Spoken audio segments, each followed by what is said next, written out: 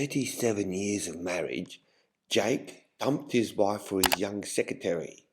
His new girlfriend demanded that they live in Jake and Edith's multi-million-dollar home, and since the man's lawyers were better, he prevailed.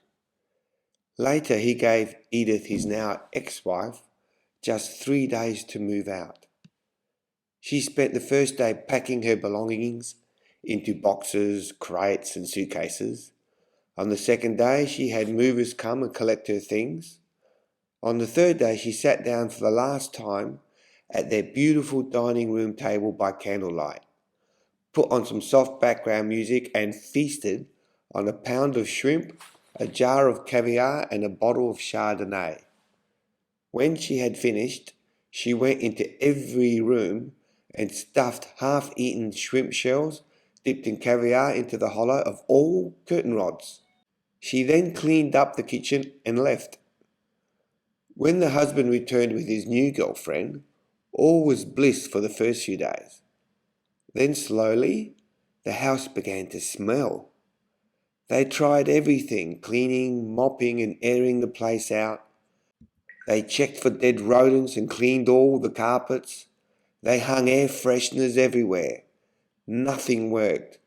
So they called the exterminators, who set off gas canisters, during which they had to move out for a few days.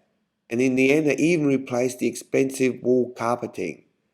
Still nothing seemed to work. Repairers refused to work in the house. Visitors stopped dropping in, and even the maid quit. Finally, they could not take the stench any longer and decided to move. A month later, even though they cut their price in half, they could not find a buyer for their stinky house.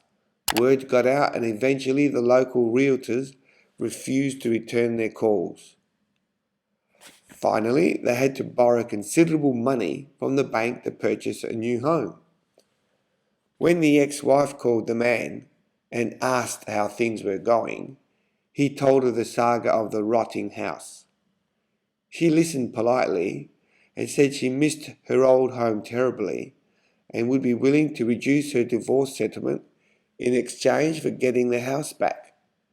Knowing his ex-wife had no idea how bad the smell was, he agreed on the price of about 1/10 of what the home was worth, but only if she were to sign the papers that day. She agreed, and within the hour his lawyers delivered the paperwork. A week later, the man and his girlfriend stood smiling as they watched the moving company pack everything to take to their new home, including the curtain rods.